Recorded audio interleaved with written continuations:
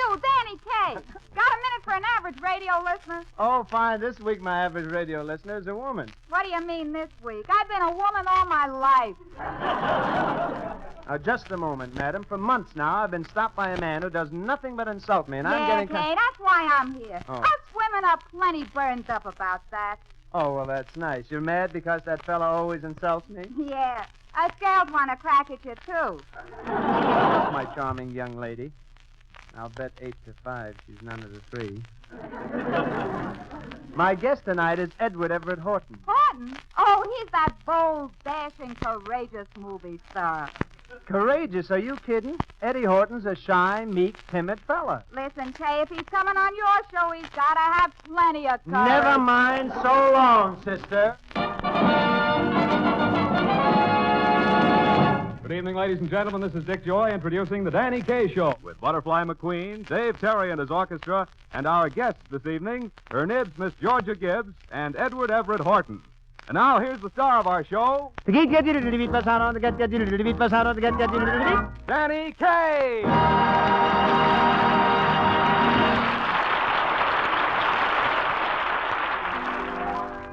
It all began when I was born a month too soon. My ma was frightened by a runaway saloon. Pa was forced to be a hobo because he played the oboe. And the oboe, it is clearly understood, is an ill wind that no one blows good. I'll never forget the morning that Grandpa ate the awning to impress a pretty lady who went for men that were shady. Then Uncle Josiah lit the great Frisco fire, ran off to Hawaii with the old Leary cow, which his loving wife resented and thereupon invented a rolling pin that strikes and then says, pow. And I'm the result of the twisted eugenics of this family of inbred schizophrenics, the end of a long, long line of bats. I design women's hats. I'm Anatole of Paris, I shriek with chic, my hat of the week, 'cause 6 divorces, 3 runaway horses. I'm Anatole of Paris, my small frou-frous make heady news from Fifth Avenue casements to all back basements. Let me get my paw on a little piece of straw, and voila, a chapeau at $60 at fro. It's how I pull and chew on the little things I do. Like placing yards of lacing or a bicycle built for 2 on it. I'm Anatole of Paris, I must design. I'm just like wine. I go to your head. Give me thread and a needle. I itch, I twitch to stitch. I'm a glutton for cutting, for putting with the button. To snip and plug, nip and tug, fix and trim, crown and brim. Tote that bud, lift that bill.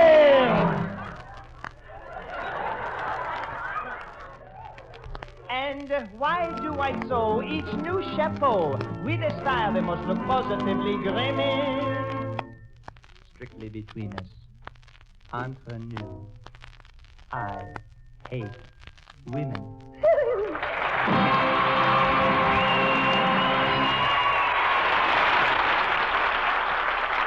Say, Dick Joy, have you seen Everette Horton around? No, Danny, I haven't. Well, frankly, I'm worried. He didn't even show up for rehearsal today, and I think... Okay, you guys don't move. It's a stick-up. Why, Everette Horton.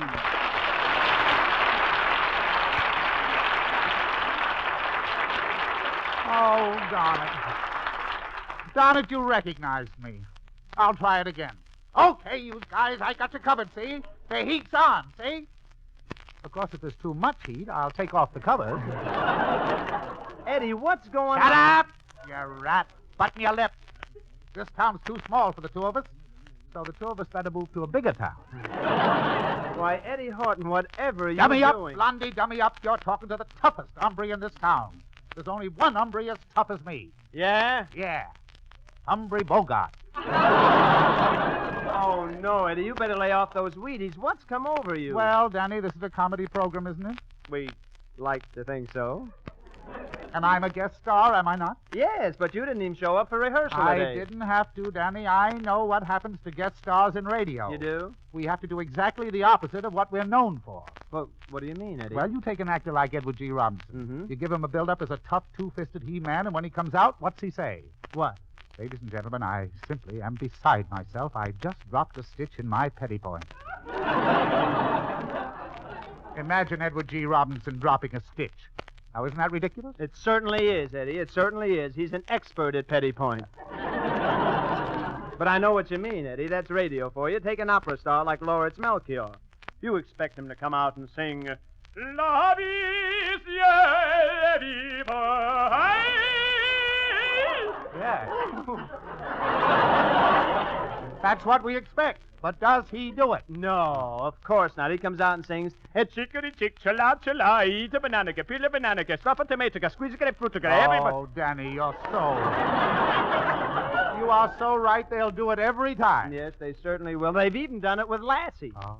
You remember when she was a guest star on remember. Bulldog Drummond? Do you remember? Delightful, delightful. Yeah. Lassie walked up to the microphone, wagged her tail, and went,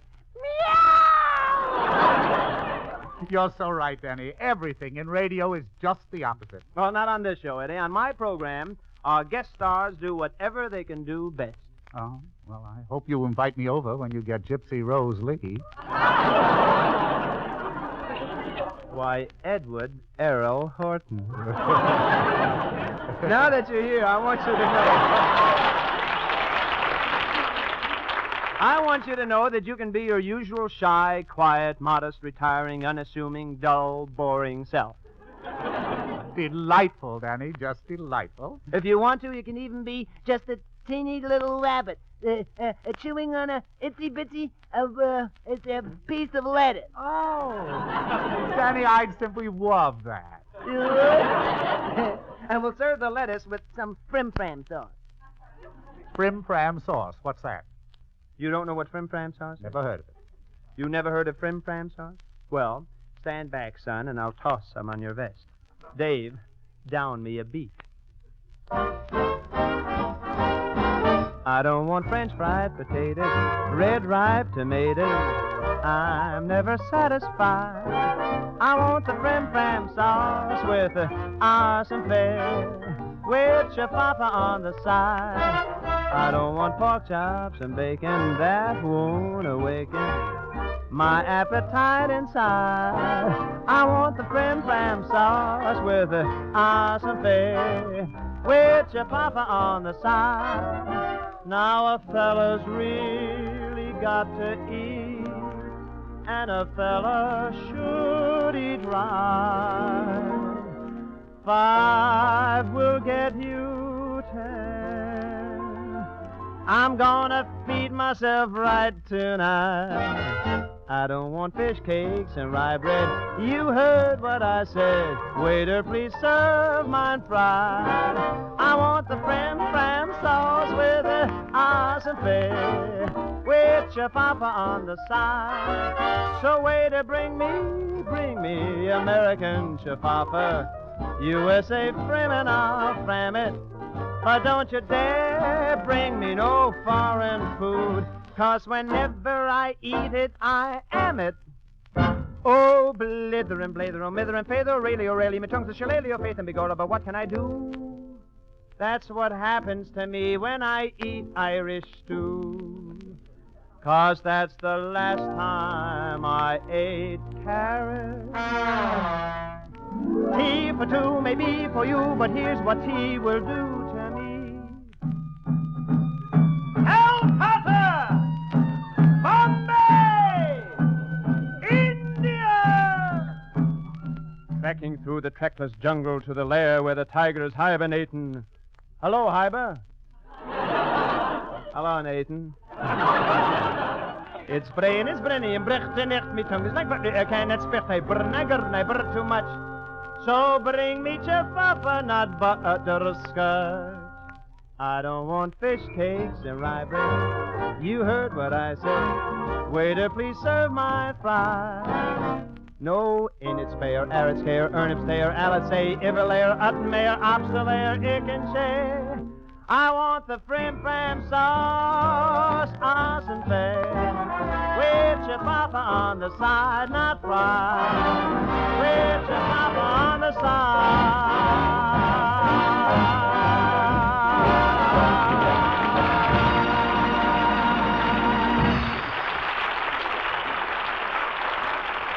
Okay, don't move, you dirty rat. Again, I'm a dirty rat? What's going on here, gangbusters? Eddie, I thought you weren't going to act tough on the radio. This isn't for the radio, it's for the movies. The movies? Well, what's the movies Oh, got to Danny, do? a producer, a motion picture producer, Yeah. has offered me the part of a tough guy, Oh, I see. and I'm dying to play it. Uh-huh. Ever since I was a little lad, I wanted to be another Alan Ladd. You have? Yeah. Well, Eddie, when you were a little boy, Alan's father wasn't even a lad. As a matter of fact, Billy wasn't even a kid. Imagine you remembering. But nevertheless, Danny, I have simply got to get that part, and you are the only one in Hollywood who can help me. Me? What can I do? Well, the part calls for a very tough guy, and I know that you come from Brooklyn. Oh, Eddie, it's not Brooklyn. It's Brooklyn.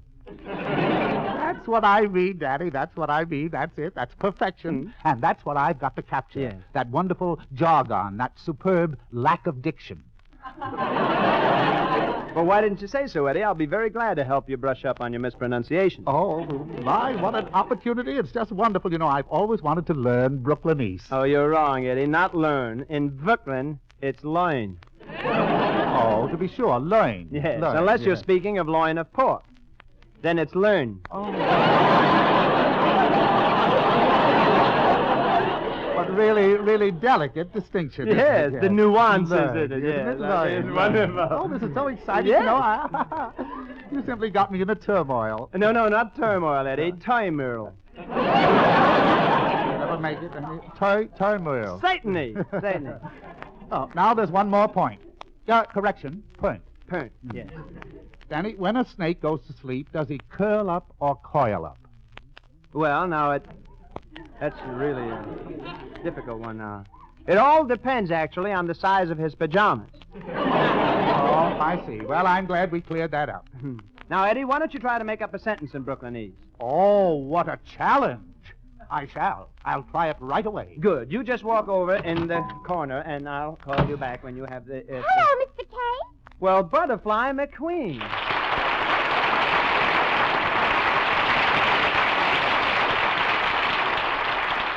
How are you, Miss McQueen? Oh, sensational, thank you. Sensational? Well, that's the way we talk in Hollywood, Mr. Kaye. But I'm not really sensational. Oh, well, that's too bad. Yes, but today I'm only colossal. Audrey, Danny, I think I've got it. You have? Listen, my girl, Myrtle, makes me burl by calling me a jerk. That's cute, Mr. Kaye. He's talking basic English. Miss McQueen, this is Edward Everett Horton. Eddie, this is Butterfly McQueen. Yes, isn't she? Miss McQueen, I'm teaching Mr. Horton how to speak Brooklynese. Oh, that's a beautiful language. Yes, especially when it's spoken. Oh, especially. I love speaking even better than writing. You do? Yes, it's so much easier to hear. Well, tell me, Eddie, who's the producer that might give you the part you want? Danny, he is an Englishman, Sir Zoltan Half-Stitch. Sir Zoltan Half-Stitch? Half-Stitch, yes. Oh, a twin, huh? Yes, Yes. the very same, sir. And he's just arrived in Hollywood to make a movie about a ferocious gang of cutthroats. Oh, a sort of Murder Incorporated. No. These gangsters work in London. It's called Murder Limited.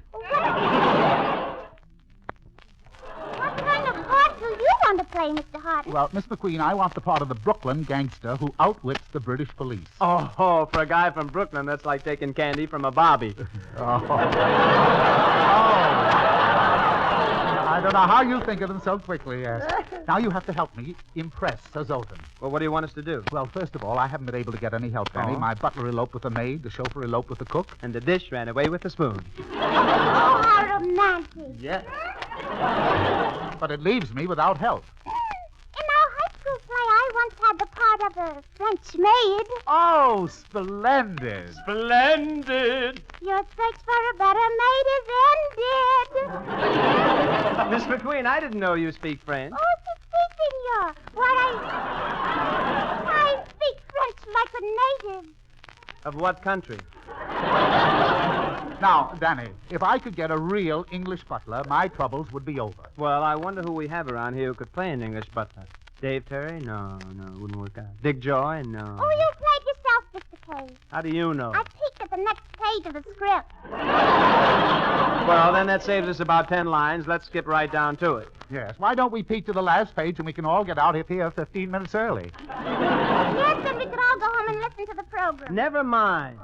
Now, let's get to your house, Eddie, before Sir Zoltan gets there. When is he coming in? In page 17. Miss McQueen, stop peeking. Now, we have to have somebody to take over the program. Hiya, Danny. Well, her nibs, Miss Georgia Gibbs.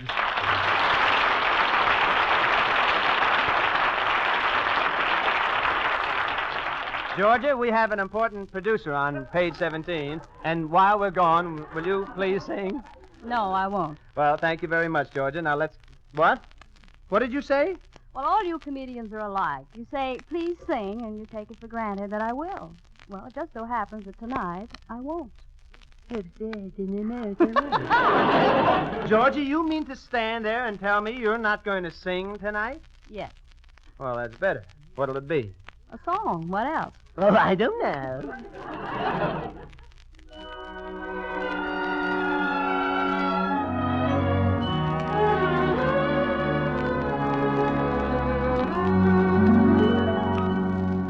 We were more than lovers. We were more than sweethearts. It's so hard to understand. Don't know why it happened. Don't know how it started.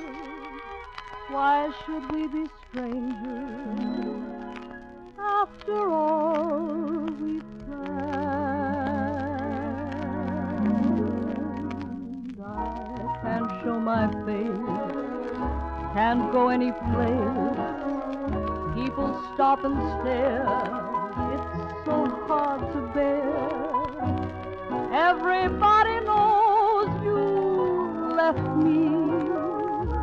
It's the talk of the town. Every time we meet, my heart skips a beat. We don't stop to speak, though it's just a week. Everybody knows you left me. It's the talk of the town. We sent out invitations to friends and relations, announcing our wedding day. Friends and our relations gave congratulations. How can you hasten? What can you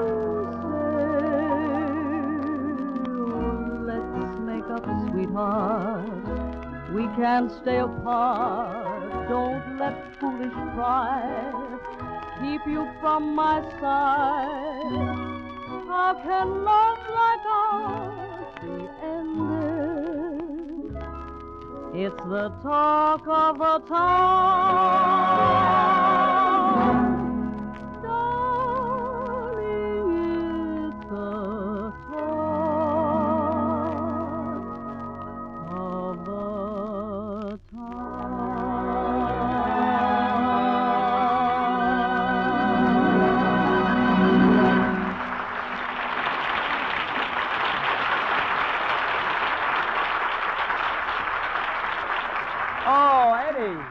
Eddie, this is a beautiful home you have here. Well, we like it. Thank you, Danny. Yes, the furniture's so pretty. I just love this little chair with one leg. Miss McQueen, that's an ash stand.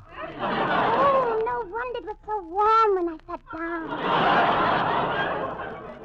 Oh, my, I do hope I make a favorable impression on Sir Zoltan. He's a very important producer. Oh, my Lord, you hear it? That's the doorbell. There he is now. Oh, Danny, don't forget your character as a butler. Yes. Now, don't be nervous. Just relax and everything. Okay, I'll open the door. Good evening. Your master, Mr. Horton, is expecting me. All right, old pip-pip, cheerio, Yorkshire pudding, gadzooks, tally-ho, Yorks, and various other British expressions. My word, Horton has a Filipino houseboy. Filipino houseboy? Why, I'm as British as Ida's Lupino. You're about as British as Ida's Cantor. Rather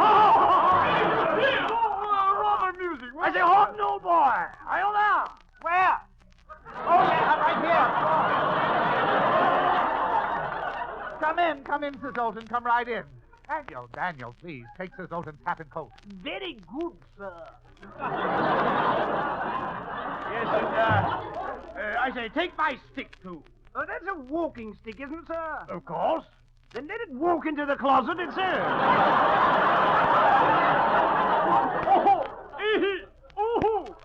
And other expressions of British amusement. What? Won't you have a seat, Sir Zoltan? Oh, thank you.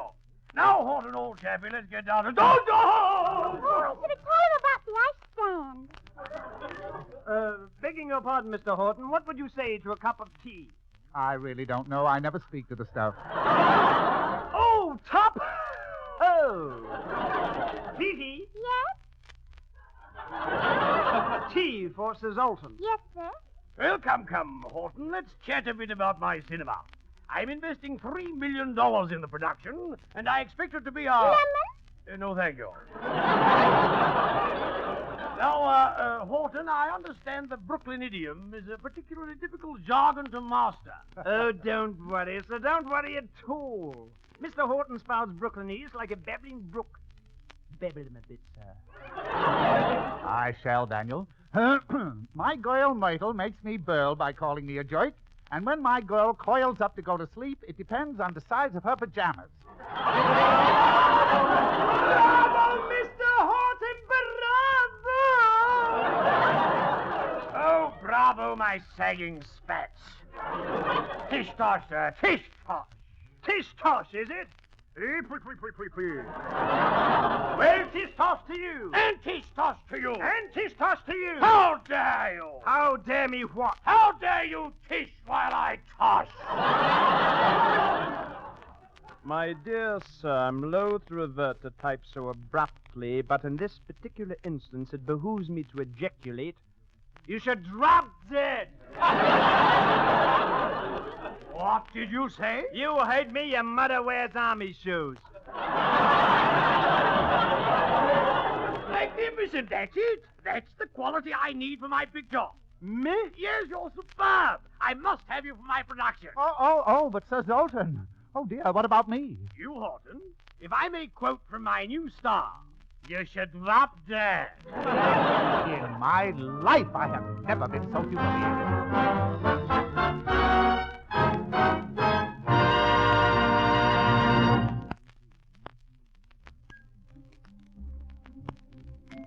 Oh, Mr. Horton. Oh, Mr. Horton. Of that producer, we will make your greatest fan. Go ahead and run the gamut from Tolstoy to Dashiell Hammett, and I'll help you out in any way I can. Oh, Mr. Kaye. Oh, Mr. Kaye. Your assistance might indeed save the day. Oh, yeah. If in the soup this part should land me, there's an object you could hand me. My mother's strainer, Mr. Horton. Your father's mustache, Mr. Kaye.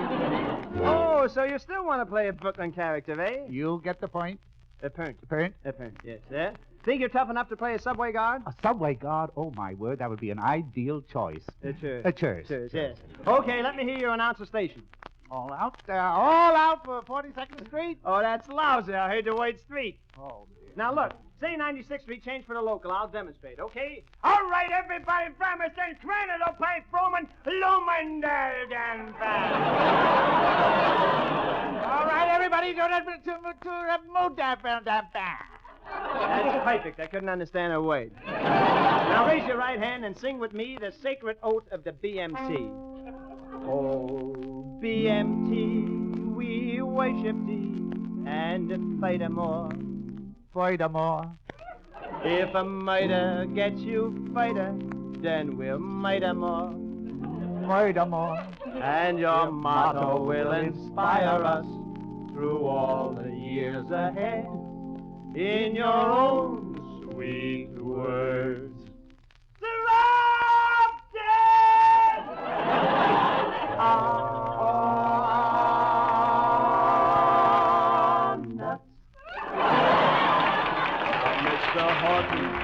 Now, Mr. Horton, is there any other part you'd like to play? To a western I aspire, but a producer we must hire. Higher Goldwyn, Mr. Horton? Hi-oh, silver, Mr. Kaye. Oh, so it's a Lone Ranger part you want, eh? Okay, you'll be riding down the range, and I'll be a-watching and a-waiting for you. I wonder where all this two-gun Eddie, eh?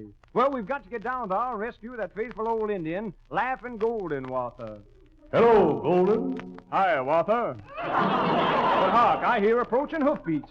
There's a man, he's getting off in his mount. Only one man gets off in his mount that way. Desperate Eddie Mount Everette Horton. Is that you, Eddie? You were expecting maybe Mrs. Nussbaum?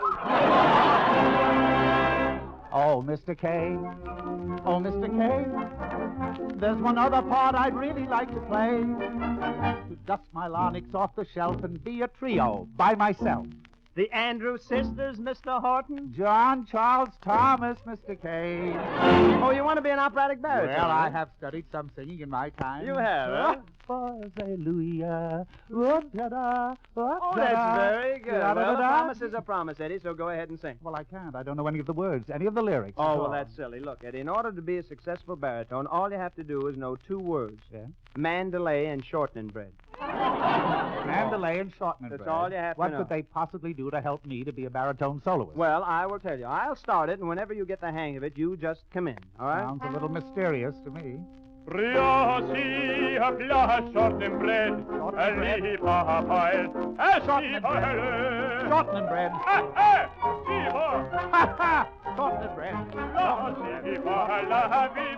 Mandalay. On the road to shortening bread. Oh, it's so simple, Danny, of course. Mammy's little baby loves man. Go on.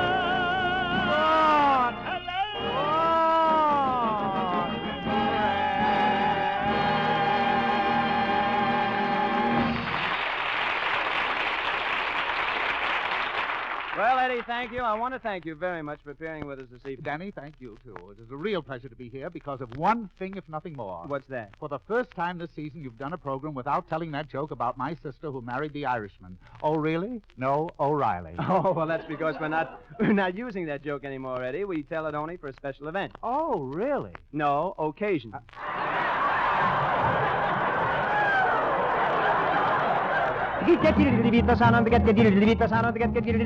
Good night.